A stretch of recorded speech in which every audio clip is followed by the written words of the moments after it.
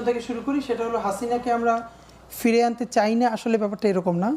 আমরা হাসিনাকে অপরাধী হিসাবে আদালতে দেখতে চাই, পলিটিক্যাল পুনর্বাসন না। আমরা বলেছি যদি তার পলিটিক্যাল পুনর্বাসন করা হয় তাহলে বাংলাদেশ রুখে দাঁড়াবে।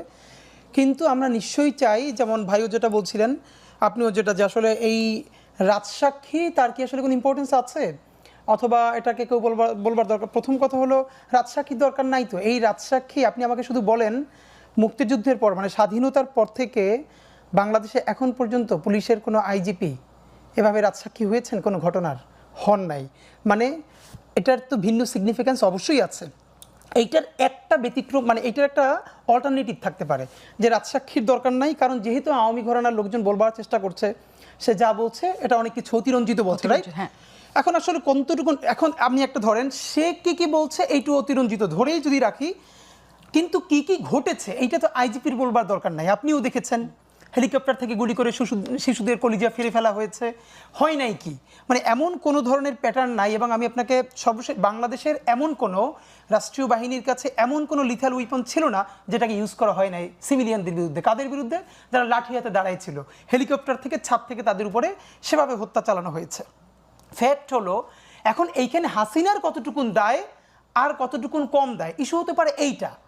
তো সেক্ষেত্রে একটাই শুধু শেখ হাসিনার অথবা আওয়ামী লীগের সেই সব ভাই বোনদের বলতে পারি, তাদের ক্ষেত্রে একটা ভালো অপশন আছে। আইজিপি যে রাজসাক্ষীটা দিলেন এইটার মধ্যে তো নিশ্চয়ই শেখ হাসিনার ব্যাপারে এক্সাজারেশন থাকতে পারে। তো এটাকে বরং কোনটুকুন সত্য এইটা করা যায়, শেখ হাসিনা নিজে এসে আদালতে তাহলে সাক্ষী দিক। তিনি এসে বলুক যে না, এই রাজসাক্ষী আইজিপি সাহেব যেটা বলেছে এটা মিথ্যা বলেছে, আমি বরং এতজনকে মারতে বলেছি, এত বেশি মারতে বলি নাই। তাহলেই তো হয়ে যায়। মানে আইজিপি বললেও হবে না, তাহলে কে বললে হবে? শেখ হাসিনা বললে হবে নিশ্চিত। তাহলে শেখ হাসিনা এসে বলুক না আদালতে, তাও এসে বলবেন না। আইজিপি বললেও হবে না, তাহলে কে বললে হবে ভাই? Number one. নাম্বার দুই হলো, ভাই যেটা বলছিলেন এটা পরে আবার ভাই বলেছেন যে জাস্টিস, যেটা আমরা দেখেন যে জাস্টিস হারিড জাস্টিস বাড়িড, কিন্তু জাস্টিস ডিলাইড জাস্টিস ডিনাইডও কিন্তু। তো ভাইও সেটা অ্যাড্রেস করেছেন। এখন মাঝখানে এটাই যে আমাদের একটা মধ্যম পন্থা, কিন্তু আসলে মধ্যম পন্থা বলতে না কনক্রিট কিছু নাই। ধরেন এই বিচারকে আপনি 5 বছরও প্রলম্বিত করতে পারেন, আবার আপনি 1 বছরও করতে পারেন। আমাদের আসলে দরকার কি? আমাদের দরকার হলো এই বিচারটা ঠিক কতটা ঠিক মতো আগাচ্ছে, প্রশ্ন না ওঠে। এইটার জন্য এখনই সরকারের উচিত এটার এগেনস্টে আর একটা ফোর্স তৈরি রাখা, আইনজীবীদেরই, যে তারাই ওইখানে প্রশ্ন তুলবেন। এর আগে যে আমাদের আন্তর্জাতিক অপরাধ ট্রাইব্যুনাল হয়েছে সেটা নিয়ে যে প্রশ্নগুলো এসেছিল, তো এইটা নিয়েও তো প্রশ্ন কেউ না কোনো, দেখেন আমি আপনাকে বলি, আপনি ফেরেশতা দিয়েও যদি বিচার করান, বিতর্কিত না, এটা আপনি দুনিয়ায় পারবেন না। কারণ এখন পর্যন্ত আপনি নিশ্চয়ই অনেক জানবেন, এখন পর্যন্ত হাজার হাজার লক্ষ লক্ষ আওয়ামী লীগের কর্মী সমর্থকরা মনে করেন এদেশে ছাত্ররা মেরেছে নিজেদেরকে নিজে, হাসিনাকে পতন করানোর জন্য। হাসিনাকে ওকে মারে নাই, তা আপনি কিভাবে আশা করবেন বিতর্কিত? সুতরাং আওয়ামী লীগ কি বলছে বা বিতর্কিত না, এইটাই শুনে ইস্যু হলো আমরা কতটা ইনসাফ নিশ্চিত করতে পারছি, আমরা আমার শত্রুর সাথে ইনসাফ করতে চাই, এইটা হলো একটা ব্যাপার। আর একটা হলো যে দ্রুত বিচার করার প্রশ্নে, দেখেন আমাদের হলো কি, আমরা ছোট মানুষ, তো আমরা চিৎকার করে বললেও বড় মানুষের কাছে পৌঁছায় না। আমরা সম্ভবত আরও 1 বছর আগে থেকে অন্তত 100 বারের বেশি বলেছি, ওয়াই নট মোর ট্রাইব্যুনালস? আপনি একটা ট্রাইব্যুনালে তো পারবেন না, আপনার লম্বা সময় লেগে যাবে। আবার এটাও কি সত্য না, নির্বাচনের ভোট যখন মানে ট্রেনটা পুরোপুরি ছেড়ে যাবে, শত শত শহীদের পরিবার সে যখন দেখবে যে একটা বিচারও এখন পর্যন্ত সে সামনে দেখতে পায় নাই, এটা তো দীর্ঘ প্রক্রিয়া, বছরের পর বছর চলতে থাকবে। বাট ন্যূনতম যাদের একদম সরাসরি নির্দেশে হয়েছে, সে কি ভোটের মেজাজে আছে? আপনি যাদেরকে কেন্দ্র করে আমরা এখানে কথা বলছি, আজকে আপনারা সারা দেশ নতুন স্বাধীনতার কথা বলছেন, তা আপনি তার ন্যূনতম এই জায়গাটুকুন যদি না দেন যে না আমরা বিচারটা ন্যূনতম একটা জায়গায় এনে দিয়েছি, অন্য দল যেই আসুক সে এটাকে অন্তত অনেক বেশি মিসলিড করতে পারবে না, সেটাও তো এই সরকার একটা দায়বদ্ধতা আছে নিশ্চয়ই। তো সেটা সে কীভাবে করবে? এই জন্য আমরা তখন বলেছিলাম প্লিজ আপনার প্রয়োজন 8-10টা ট্রাইব্যুনাল করেন। তো এখন দেখেন, এখন কিন্তু আইন উপদেষ্টা কালকে দেখলাম তিনি বলছেন ট্রাইব্যুনাল 3। তারও আগে বলে রাখি, ট্রাইব্যুনাল 2 হওয়ার পিছনে আমাদের প্রচুর চিৎকার চেঁচামেচি করতে হয়েছে। আমরা হাজারবার বলেছি এই করেছি সেই করেছি, তারপর ট্রাইব্যুনাল 2, এখন বলছি ট্রাইব্যুনাল 3। এবার আপনি চিন্তা করেন, এটা যদি আরও 6 মাস আগেই একটা না 3-4টা ট্রাইব্যুনাল ওপেন করা যেত, তাহলে তো আরও সুইফট হতো কাজগুলো, কোনো ধরনের প্রশ্ন ছাড়াই। আর একটা যেটা ব্যাপার সেটা হলো যে বিচার দ্রুত করার ব্যাপার। দেখেন না, দ্রুত ইম্পর্টেন্ট হলো সে কি স্ট্রাকচার, কোন প্রসিজারগুলো ফলো করেছে। বাংলাদেশেই তো আইনের মধ্যে দ্রুত বিচার ট্রাইব্যুনাল বিভিন্ন আছে না? এর মানে কি দ্রুত মানে কি তার বিচার না করে দেয়া? নট এটাই তো না নিশ্চয়ই। এর মানে হলো কোনো ধরনের তার মধ্যে অন্যরকম সময় ক্ষেপণ না করে এটাকে দ্রুত করে ফেলা। এখন এখানে দ্রুত করা হলো এবং এইখানে তো যতগুলি মামলা তার প্রধান আসামি শেখ হাসিনা। দেখা গেল কোনো মামলা একটা বিচারও শেষ হলো, সেখানে শেখ হাসিনার যে কোনো শাস্তি হলো, যে কোনো যাবজ্জীবন, ফাঁসি বা যাই হোক না কেন, শেখ হাসিনা এখন নাই, তিনি পলাতক, অন্য দেশে আছেন। রায়টা হলো, রায় হওয়ার পর কি নির্বাচন হওয়া সম্ভব? এখন দেখেন মানে ইস্যু হলো আমাদের দেশে যেটা হচ্ছে যে নির্বাচনকে নিজেকেই এইটার একটা মুখোমুখি ব্যাপার দাঁড় করানো হচ্ছে। এটার একটা বড় কারণ হলো কি, একটা আমরা বলার জন্য বলার, একটা হলো দীর্ঘদিনের প্র্যাকটিস। আমাদের দিন শেষে আস্থা রাখতে হবে আমাদের রাজনীতিবিদদের উপরেই, কিন্তু আমাদের রাজনীতিবিদদের মধ্যে কয়জন রাজনীতিবিদ আছেন যাদেরকে মানুষ চক্ষু বন্ধ করে বিশ্বাস করতে পারে? ধরেন সর্বশেষ শহীদ প্রেসিডেন্ট জিয়াউর রহমান, যার শত্রুরা পর্যন্ত তার কোনোদিন ডিসঅনেস্ট বলতে পারে নাই। শেখ হাসিনা স্যাটার করে তার অসংখ্যবার বলছে ভাঙা সুটকেস। এর মানে সে নিজে অ্যাকনলেজ করতেছে যে শহীদ প্রেসিডেন্ট জিয়াউর রহমান কত সৎ মানুষ ছিলেন। তা আমাদের কপাল খারাপ যে আমরা ওরকম একদিকে দেশপ্রেমিক অন্যদিকে সৎ পলিটিশিয়ান অনেক কাছাকাছি সময় পাই নাই। নইলে ধরেন এই যে বিচার অন্য যে কোনো রাজনৈতিক দল ক্ষমতা আসার পরে বিচার প্রলম্বিত হতে পারে, এখন ব্যাপার হলো বিচারটাকে থামাই দিবে না। এর মেকানিজমটা কি হতে পারে আমি আপনাকে শুধু একটা বলি। এই যে জাতিসংঘের রিপোর্টে অন্তত 1400 হত্যার কথা উল্লেখ আছে, এর মধ্যে শত শত মামলা আছে যেই মামলার মধ্যে এমন অনেক লোককে হত্যার আসামি দেখানো হয়েছে যে কোনোভাবে এই হত্যার সাথে সংযুক্ত না। বাড়ি ধরেন ঝালকাঠি, তাকে যাত্রাবাড়ি পোড়ানোর মামলায় দেওয়া হয়েছে এবং সে গত 10 বছরেও যাত্রাবাড়িতে, ভালো কথা, ঢাকাতেও আসে নাই। এখন আপনি কি মনে করেন এটা এমনিতে দেওয়া হয়েছে? না। হবে কি এইসব নিরীহ, অথবা একজন আওয়ামী লীগ করার কারণে কি সে কোনো মামলার আসামি হতে পারে? যে আওয়ামী লীগ হত্যা করে নাই, গুম করে নাই, খুন করে নাই, তো সে তো হুকুমের আসামিও না। ফিলোসফিক্যালি আওয়ামী লীগ করলে তো একজন হত্যা করতে পারে না। কিন্তু আমরা যেটা বলেছি, এই যে বেছে বেছে অনেক যারা কানেক্টেড না তাদেরকেও এই মামলার আসামি করা হয়ে দিল, এবং এটা অনেক জায়গায় পুলিশের নির্দেশে করা হয়েছে, অনেক জায়গায় ওইখানকার পলিটিক্যাল স্টেক হোল্ডারদের টাকা কামানোর কারণে করা হয়েছে। কিন্তু কি করা হবে শোনেন, সেটা হচ্ছে এই মূল মামলার মেরিটগুলো নষ্ট করা হবে। একদম এখন পর্যন্ত 1000-এর উপরে পুলিশ যার উপরে মামলা আছে, যে সরাসরি শুট করেছে কোনো উস্কানি ছাড়া মাথা এবং বুকে, গ্রেপ্তার হয়েছে মাত্র 67 জন। আজ থেকে 15 দিন আগে একজন পুলিশকে জামিন দেওয়া হয়েছে যার বিরুদ্ধে পরিবার সরাসরি মামলা করেছে। জামিন দেওয়ার পরের দিন সে ভারতে পালিয়ে গেছে। আপনি তাদেরকে জামিন দিতেছেন। অন্যদিকে এমন অনেক সফট আওয়ামী লীগ অথবা আওয়ামী লীগের ছোট পোস্ট হোল্ডার, তার পক্ষে হত্যা করাও সম্ভব না, অথবা ওই এলাকায় ওই সময় কোনো হত্যা ঘটে নাই, আপনি তাকেও আসামি করে দিচ্ছেন। এই করার মধ্য দিয়ে কি হবে, এই গুরুত্বপূর্ণ মামলাগুলোর যখনই দেখাবে এত এত মিথ্যা আসামি করা হয়েছে, তখন মূল মেরিট হারাই ফেলবে। তো আমরা এখন মুশকিলটা হলো আমাদের যারা শহীদ পরিবার তাদের সাথে কথা বলেছে, দেখেন এর মধ্যে অনেক আছে যারা জীবনে থানার বারান্দায়ও যায় নাই। তাকে তো মামলাটা করতে হবে, তো মামলাটা তাকে হেল্প করবে কি? পুলিশ করেছে। পুলিশ সবচেয়ে বেশি জানে কোন ধারায় কাকে কাকে আসামি দিলে মামলার মেরিট নষ্ট হয়ে যাবে, একই সাথে তার কাছে কিছু পয়সাপাতিও আসবে চূড়ান্ত চার্জশিট দেওয়ার আগে। এই পুরো এখানকার স্থানীয় পলিটিশিয়ান এবং পুলিশ মিলে জিলে হাজার হাজার মিথ্যা অপরাধী দেওয়া হয়েছে, যারা মূলত পরবর্তীতে জামিন পাবে হাইকোর্ট থেকে। কারণ যার সরাসরি প্রমাণ নাই সে কিভাবে হত্যা করবে? সে যখন জামিন পাবে তখন কি হবে, মামলাগুলোর মেরিট নষ্ট হবে। এখন সরকার কিভাবে ইনভলভ হবে? এই যে সরকার এইভাবে ইনভলভ হবে, পরবর্তী যে কোনো সরকার যদি চায়, আমি কি আসবে জানি না, যদি চায় তাহলে ওই অ্যাটর্নি জেনারেলকে এমনভাবে করবে যে এই মামলার ব্যাপারে সে অত স্পিরিট ধারণ করবে না। সুতরাং এরকম মিথ্যা মামলা ঢুকবে, মিথ্যা একটা ভুল একটা রায় হবে। জানেন যা করবে, এই কারণেই কি আসলে নির্বাচনের আগে আপনারা এটা শেষ করতে চাচ্ছেন? আমরা পুরোটা শেষ করতে চাই না, আমরা বলেছি অন্তত দৃশ্যমান কিছু বিচার আচ্ছা প্রশ্নাতীত ভাবে করতে হবে। কেন গৃহযুদ্ধ হবে? মানে আমরা গৃহযুদ্ধের যে ব্যাপারটা বলছি সেটা হলো চূড়ান্ত, যে ধরেন আমরা তো এটা বুঝতেই পারি যে কোনো না কোনোভাবে আওয়ামী পুনর্বাসন এখানে করবার চেষ্টা করছে। প্রথমত এইটার প্রথম ফেলিউরটা হয়েছে যখন আওয়ামী লীগের কার্যক্রম নিষিদ্ধ করা হলো, এটা তাদের জন্য একটা ধাক্কা ছিল। তো এখন তাদের সেকেন্ড ফেজ হলো জাতীয় পার্টি থেকে করা অথবা অন্য যে কোনোভাবে করা। তো এগুলো যদি চূড়ান্তভাবে তারা ব্যর্থ হয়, ধরেন এখন কি হতে পারে, হাসিনা নিয়ে ইন্ডিয়া আসলে কী করবে? তো এইটা আমি অবাক হব না, আমার কাছে কোনো ডকুমেন্ট নাই, আমি বলে রাখি। ধরেন মুশকিল হলো ইন্ডিয়া তো এখানে তার সমস্ত ডিম এক ঝুড়িতে রাখছিল আওয়ামী লীগের উপরে, সাথে জনগণের সাথে কোনো সম্পর্ক করে তোলে নাই, ন্যূনতম সম্পর্ক করে নেয়। ফলে যেটা হয়েছে, হাসিনাকে এরকম তারা আসলে কতদিন রাখবে? যেটা হতে পারে মানে প্রজেকশন, কোনো প্রুফ নাই। ধরেন ইন্ডিয়া হাসিনাকে এখানে মানে আমরা তাকে চাই সে হত্যা মামলার আসামি, সেভাবে ইন্ডিয়া আমাদের কাছে তাকে অর্পণ করবে, আমরা বিচার চাইব, এবং সে যদি বিচারে খালাস পান, সুষ্ঠু বিচারে, সমস্যা নাই তো।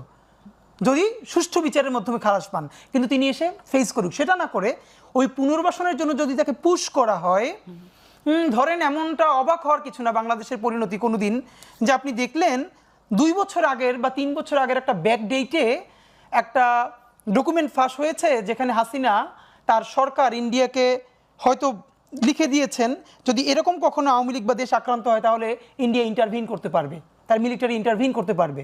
যেমনটার একটা ভয় তিনি পিলখানার সময় দিয়েছিলেন, আমাদের খুব মনে আছে। তিনি আর্মি অফিসারদেরকে বলেছিলেন যে এখানে যদি বেশি কিছু করা হয়, এর মানে কি সিগন্যালটা তিনি দিয়েছিলেন, তাহলে আর্মি এখানে মানে ইন্ডিয়ান আর্মি টেক ওভার করতে পারে। তো ব্যাপার হলো এখন কি এটাই করবে? এটা এমন হতে পারে ব্যাকডেটে একটা সাইন করিয়ে, মানে লাস্ট ইস্যু ইন্ডিয়া যদি শো করতে চায় যে না আমরা এখানে যে ইন্টারভিন করেছি এটা আগে আমাদের একটা সমঝোতা আছে ওই সময় ভ্যালিড গভর্নমেন্টের সাথে।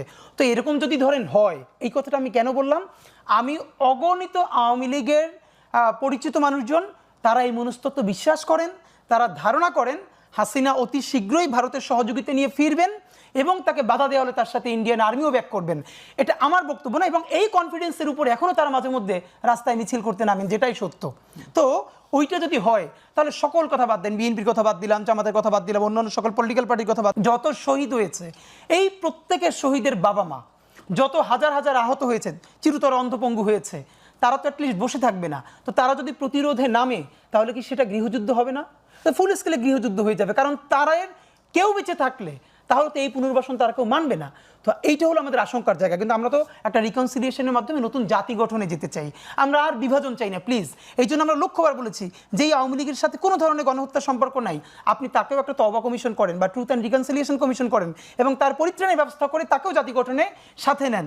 কিন্তু এটা যদি না করে এভাবে বিভাজিত রাখা হয়, দেখেন বাংলাদেশ ইস্যু একটা হলো সকল, এবং নির্বাচনের ক্ষেত্রে আমি ভাইয়ের একটু রেসপন্স করি। ভাই তিনটে যেটা বলছেন আমি একদমই মনে করি ভাই অন পয়েন্টই বলেছেন, এবং আমার যেটা মনে হয় ভাই যেটা বলেছেন 2 নম্বরে অ্যারেঞ্জমেন্ট ইলেকশন, আমি বরং বাংলাদেশের স্থিতিশীলতার জন্য এটা অনেকবার বলেছি, আজকেও বলি, বিএনপি, জামাত ইসলামী, এনসিপি, অপরাপর যে ফ্যাসিবাদ বিরোধী রাজনৈতিক দলগুলো আছে তাদেরকে তো আমরা পরামর্শই দিচ্ছি, প্লিজ আপনারা বসেন, অন্তত এই নির্বাচনটা, এই অ্যারেঞ্জমেন্ট মানে ইলেকশনই হবে, কিন্তু আপনাদের ন্যূনতম একটা বোঝাপড়া লাগবে যে আপনারা এই ইলেকশনটা কিভাবে চান, এই বোঝাপড়াটা কিভাবে চান। আমরা বলছি না যে ওইখানে জামাতকে দিয়ে দিবে, ওইখানে বিএনপিকে দিয়ে দিবে, কিন্তু আপনি এই রকম ক্যাভিটি এবং যেটা সিইসি যদি বলেই থাকেন যে মবিস্টরা ভাগ হয়ে যাবে, মানে এটা কি কোনো কথা?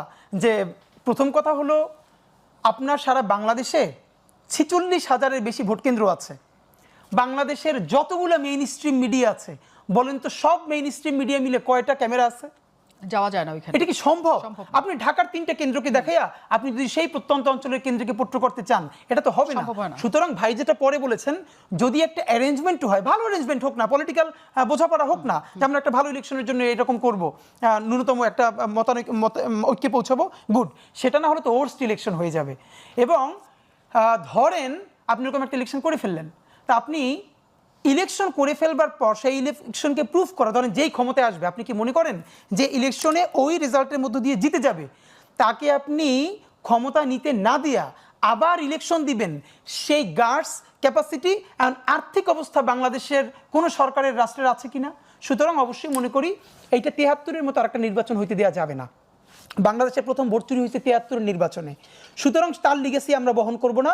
আমরা প্রফেসর ইউনূস সাহেব যেটা বলেছেন, ঈদের আনন্দের মতো উৎসব মুখর সব থেকে শ্রেষ্ঠ নির্বাচন হবে, সেই নির্বাচন তো আপনার করে কিছু রাস্তাঘাটে দেখাইতে হবে। আপনার আর্মি, আপনার পুলিশ রেডি আছে কিনা, আপনি কয় হাজার পুলিশ নিয়োগ দিচ্ছেন? এই সরকার আমাকে বলেন তো আপা, যে একটা বিসিএস তারা কেন এসে নিতে পারলো না বা নিল না? তার কি উচিত ছিল না অ্যাটলিস্ট একটা বিসিএস যে একটা পয়সা ছাড়া, হ্যাঁ, দেখানো উচিত ছিল না? সে একটা বিসিএস নেয় নাই, ওইখানে যদি আপনি কিছু ক্যাডার নিতে পারতেন যারা বিনা পয়সায় ক্যাডার হয়েছে, অথবা কোনো ধরনের পলিটিক্যাল মেকানিজম ছাড়া, তারা তো একটু ভালো সার্ভ করতে পারতো, আপনি নজর দিতে পারতেন। এখনও সে কেন 50,000 পুলিশ এসআই নিয়োগ দিচ্ছে না? যে যারা, যদি ধরেন একটা ছেলে 20 লাখ টাকা দিয়ে এসআই হয়েছে, সে তো স্বভাবতই দুর্নীতি করতে বাধ্য থাকবে। সেই 20 লাখ টাকা দিবে কোত্থেকে? তার তো চুরি করতে হবে। এবার যদি 20,000 টাকাও কারো না লাগে, 20 টাকাও না লাগে, তার তো এমনিতেই চাপ কম দুর্নীতি করবার। তো এই সরকার এইগুলো না করে ইলেকশন কিভাবে করবে তো জানি না। কিন্তু আপনি পয়েন্ট, প্রথমে আপনাকে আমি কথাটা পুরোটা শুনে নিলাম। আপনি বললেন যে কোনো না কোনো ভাবে ব্যাকডেটে একটা ডকুমেন্ট পাওয়া যাবে যে বাংলাদেশের কোনো একটা পরিস্থিতি যদি পাওয়া যায়, হ্যাঁ, মানে যদি পাওয়া যায়, মানে সেই আশঙ্কা আপনারা করছেন যে আর বাংলাদেশের একটা পরিস্থিতিতে ভারত এসে সরাসরি সেখানে হস্তক্ষেপ করতে পারবে উইথ দেয়ার আর্মি, মানে তাদের সেনাবাহিনী সহ, মানে সেই পরিস্থিতিটা কি পরিস্থিতি সেটা কি বুঝতে, মানে সেটা কি আপনাদের মাথায় আসে যে কোন পরিস্থিতিতে এরকম পরিস্থিতি না, এরকম পরিস্থিতি হলো ধরেন আমি তো বরং সবথেকে যেটা এখানে গিনিপিগ হবে শেখ হাসিনা নিজে। এমনও হতে পারে যে ধরেন ইন্ডিয়া তাকে এভাবে কতদিন পারবে, বাংলাদেশকে ই করার জন্য সে ইন্ডিয়া অবাক হওয়ার কথা না যদি ওখানে ইন্ডিয়া বা কোনো এজেন্সি ওখানে তাকে হত্যা করে ফেলে। এবং এই জন্য তো আমরা চাই তাকে সুস্থভাবে আদালতের হাতে তুলে দিক। কিন্তু এখন তিনি যাদের প্রোটেকশনে আছেন, পৃথিবীর বহু দেশে নজির আছে যেই সমস্ত দেশ যাদেরকে দিয়ে অন্য দেশের আধিপত্যবাদ কায়েম করেছে তুরন্ত শেষে তাকে তারা হত্যা পর্যন্ত করেছে। তো আপনি একটা জিনিস মনে রাখেন, বাংলাদেশ হলো ভারতের যতগুলো প্রতিবেশী আছে এর মধ্যে the most significant and sensitive প্রতিবেশী। কারণ বাংলাদেশ রাষ্ট্রটা পুরো ইন্ডিয়ার পেটের মধ্যে। বাংলাদেশ যদি স্থিতিশীল না থাকে তাহলে সেভেন সিস্টার্স স্থিতিশীল থাকবে না, চিকেন নেক স্থিতিশীল থাকবে না। এবং আমরা বরং ভারতকে ওই কথাটাই বলতে চাই, ভারত যে আমাদের সাথে দুটো কার্ড খেলে, অলওয়েজ মাইনরিটি দিয়ে আর খেলে আমাদের হিল ট্রাক্স দিয়ে। তা আমরা কেন ভারতের মাইনরিটি নিয়ে কথা বলি না, এবার আমরা বলতে শুরু করেছি। নাম্বার 2, ভারতকে আমরা কোনোদিন প্রভু মানতে চাই না, আমরা খুব ভালো প্রতিবেশী হিসেবে চাই। প্রমাণকে আমরা তাকে বলতে চাই, তুমি যদি আমাকে পার্বত্য চট্টগ্রামে এইরকম বারবার ডিস্টার্ব করো, মনে রাখো আমাদেরও একটা স্ট্র্যাটেজিক চিকেন নেক আছে। নিশ্চয়ই, কিন্তু আমি আপনার কাছ থেকে শুধু ছোট্ট করে জানতে চাই, আমি মাহবুব কামরার কাছে যাব। আপনি একবার বলছেন যে শেখ হাসিনাকে পুনর্বাসনে ভারত চেষ্টা করবে এবং তাদের সর্বোচ্চ ফোর্স ব্যবহার করবে, তার মানে শেখ হাসিনার প্রতি তাদের একটা ভালোবাসা আছে। ভালোবাসা না তো, এটা কোনো ভালোবাসার ব্যাপার না, কারণ তার সমস্ত বিনিয়োগ তার উপরে করে ফেলছে ইন্ডিয়া। না, আবার বলা হয় হত্যা করা হবে, তাহলে হত্যা করবে ভালোবেসে তো। মানে ধরেন ইন্ডিয়ার কি শেখ হাসিনার সাথে মোদি কি কোনো ওই ভালোবাসা প্রেম প্রীতির সম্পর্ক আছে? এটা তো সম্ভব না। ভালোবাসাটা হলো তার সমস্ত বিনিয়োগ সে আওয়ামী লীগের উপরে আর হাসিনার উপরে করে ফেলছে। এখন সেখান থেকে ওভারকাম করবে কেমনে? তো ওভারকাম তারে দিয়ে হয়তো তাকে পুশব্যাক করাবে, এখানে আওয়ামী পুনর্বাসন করাবে, না পারলে কি করবে? এইখানে এমন অবস্থা ধরেন তার তো ইস্যু ক্রিয়েট করতে হবে। তো ইস্যু ক্রিয়েট করার জন্য তার যদি কোনোদিন হাসিনাকে হত্যাও করতে হয়, এটা তো তার জন্য অসম্ভব না। অনেক ধন্যবাদ। এবং আমরা তো এটাও জানি যে শহীদ প্রেসিডেন্ট জিয়াউর রহমানকে হত্যার পিছনে তাদের ইনভলভমেন্ট ছিল। তো এই ডাকসু ইলেকশন আসলে রাজনীতি ওই সামনের ইলেকশনটাকে কোনো প্রভাব ফেলবে কিনা আপনার মনে হয়? প্রথমত হলো একটা হলো যে আমাদের আকাঙ্ক্ষা, ভাই যেটা বলছিলেন যে এটাই হওয়া উচিত, আর একটা হলো বাস্তবতা। বাংলাদেশের বাস্তবতা যেটা হচ্ছে, আমি প্রথমত একটু বলি, এটা আগ্রহ, আমি নিজেও ঢাকা ইউনিভার্সিটির স্টুডেন্ট ছিলাম, এই জন্য বলা যে আমাদের ঢাকা ইউনিভার্সিটিতে এখন পর্যন্ত যত গর্ব এটা তো রাজনৈতিক অর্জনই, মানে তার রাজনৈতিক অর্জন নিয়ে অনেক গর্ব। কিন্তু আমাদের তো একটা ইউনিভার্সিটির প্রধান কাজ কিন্তু মানে পলিটিক্স মেক করে না, তার প্রধান কাজ হলো একাডেমিয়া। তো সেই হিসেবে আমাদের একাডেমিক অর্জন কিন্তু খুবই কম। প্রতি বছর 1000 ইউনিভার্সিটির মধ্যে আমরা র্যাঙ্কিংয়ে থাকতে পারি না। তো এইটা হলো বাস্তবতা। দ্বিতীয়ত হলো ডাকসুটা আমার মনে হয় যেটা দুটো কাজ হচ্ছে, একটা হলো মিডিয়াও এটা কেমন ব্যাপার না যে একটা দেশের অনেকগুলো পাবলিক ইউনিভার্সিটির একটা হলো ঢাকা ইউনিভার্সিটি, অফকোর্স এটা অনেক সিগনিফিকেন্ট ইউনিভার্সিটি।